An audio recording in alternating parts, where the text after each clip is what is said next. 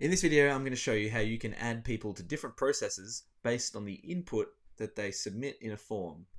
So to start with, I'm just going to make sure that I actually have some processes. So you can see here I have a kids follow-up process board and an adult follow-up process board and a few others in there as well.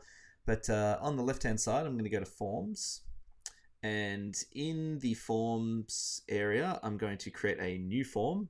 I'm just going to call this a generic registration form, and we'll click continue. And I'm going to show you a few different options. So you can see here we've got a contact by default. I'm just going to name that parent, and I'm going to change the maximum answers to 0 so that we can add multiple parents like that. Actually, we'll make it 2. We'll go traditional nuclear family. And I'm just going to get rid of the date of birth there. And then I'm going to click the 3 little dots here and just duplicate this field. I'm going to call this the child. And I'm going to change the maximum answers to 0 so we can have as many children as we like. And I'm just going to add a few little options down here in this contact options area. I'm going to change that to a child. I'm going to change the parent one to a parent. And then you'll see there's a little area that says add to processes. So for the child, I'm going to search for the kids follow-up process and select that. And then I'm going to click the parent. And for the parent, I'm going to choose the, I think it was adult follow-up process. So choose that. And now we've got an adult and child. So I'm just going to get rid of the email and phone number. We don't need that for the child there.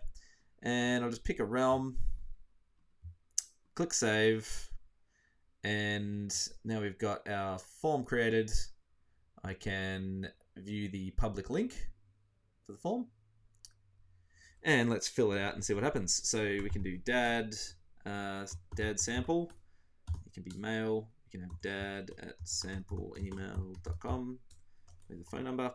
And we can have another parent. We can have mum sample, female, mum@sampleemail.com, and some phone numbers. And we'll have kid sample, and let's make it male, and we'll hit submit. And let's go back to our processes. We'll click the adult follow-up process, and here you can see we've got dad and mum added into that follow-up process. And if we go to the kids follow-up process, we'll also have kid sample in there in that process. Now that's a very simple option and works if you have a specific place that you want people that fill in this form to go to. But let's do something a little bit more advanced. I'm going to click the parent object up here, the parent field. And then on the right hand side, I'm just going to remove that because we don't want them always to go to the kid follow-up process. What we might want to do is have them have the ability to choose which process they go to. So for that, I'm going to click the 3 little dots on the parent. I'm going to add a field inside this group. I'm going to call this how would you like to be followed up? Now this is really important here. See this key with a little pencil? I'm going to click this and I'm going to turn this into the word processes. This is very important because this is how the back end will understand that this is actually not just text that we're typing in or something like that. We actually want the person to be added into these processes. So for the next step, for the data type, I'm going to choose that as a content reference. I'm going to change the reference type to a definition. And then what I'm going to do is choose where it says allowed references. We're actually going to search for our kids sample process, sorry, our kids follow-up process and our adult follow-up process. So I'll type that in. And now these are the 2 options. And you can see if when the person clicks, they can choose either a kids follow-up or they can choose the adult follow-up. Now I could also change the maximum answers to 0, which means that they could actually tick both of them. There's no maximum as to how many processes they can pick. And I'm just going to drag this field down here a little bit. Oop, too far. Drag these fields just to arrange them the way I want it so that it's there.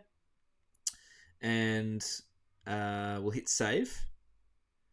And now if we just reload our form, let's have a look at what our form looks like now. We now have Doran Jefferson. We can say male, Doran jeffersonemail.com.au, something like this. And here we can say, how would you like to be followed up? We can tick the kids follow up and the adult follow up, and then we can hit submit.